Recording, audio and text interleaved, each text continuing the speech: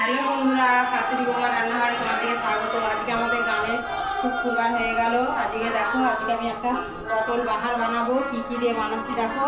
পনির দিয়ে, টক দই দিয়ে, তারপর একটা মশলা বানিয়ে নিয়েছি মিক্সিতে, আদা বাটা দিয়ে। এবার যেহেতু নিরামিষ সব কিছু, সেজন্য দুটো প্রথমে কড়াইতে আমি দেখো বন্ধুরা, আমি পটলটাকে ভেজে নিয়েছি।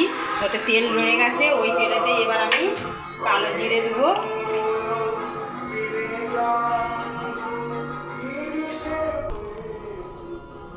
দেখো বন্ধুরা, কালো জিরেটা পরে দেবো। আগে পনিরটা আমি হালকা করে একটু ভেজে নিই। পনিরটা ভেজে নিলে বেশি ভালো লাগবে।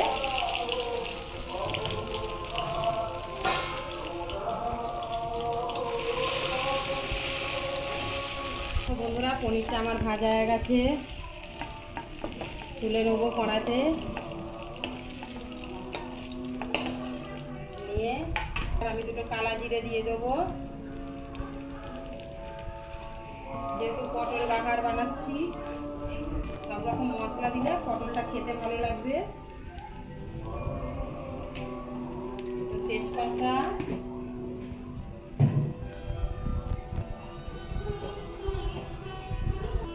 তিনটে এলাচ দিয়ে আমি একটা আদা বাটাটা দিয়ে দেবো এবারে। দেখো বন্ধুরা, আমি পেস্টটা যে বানিয়েছি ওতে আমার পোস্ত আছে, টমেটো আছে, আর চালমগজ বাটা আছে। দেখো বন্ধুরা, এবার এই জলটাতে আমি একটা মশলা তৈরি করে নেব। হলুদ গুঁড়ো, লাল লঙ্কার গুঁড়ো,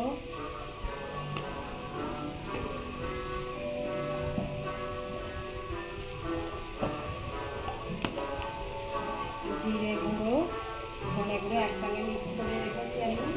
একটু নুন দিয়ে দেবো।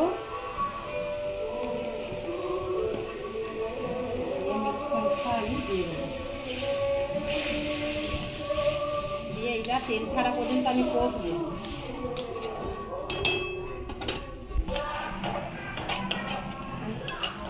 মশলা দিয়ে আমার তেল ছেড়ে দিয়েছে। এবার আমি ওতে পটলটা দিয়ে কষতে লেগে যাব।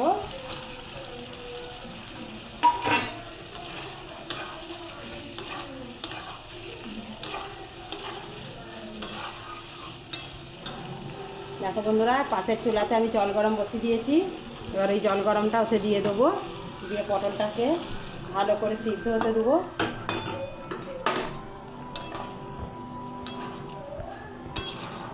আমার মিনিট 10 মতন পটলটা সিদ্ধ হবে, তারপরে আমি আবার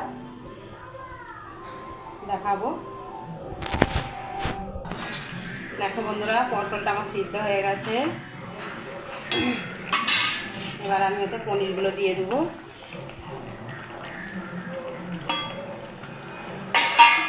একটু টক দই রেখেছি, টক দইটা ফেটে দিয়ে দেবো।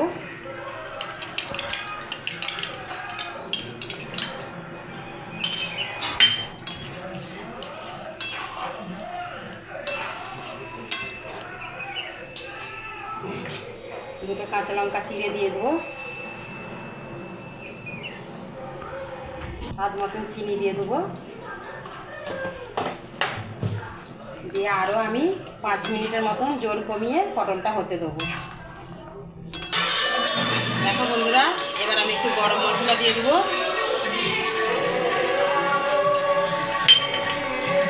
দিয়ে একটু চাপা দিয়ে দেবো, জোরটা একদম কমিয়ে দেবো। দিয়ে 5 মিনিট বাদে এসে তরকারিটা আমি নামাবো।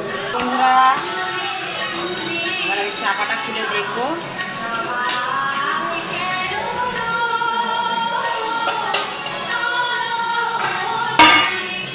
দেখো, আমার পটল বাহার রেডি হয়ে গেছে। গ্যাসটা বন্ধ করে দিয়ে এবার আমি 1 চামচ ঘি দিয়ে দেবো।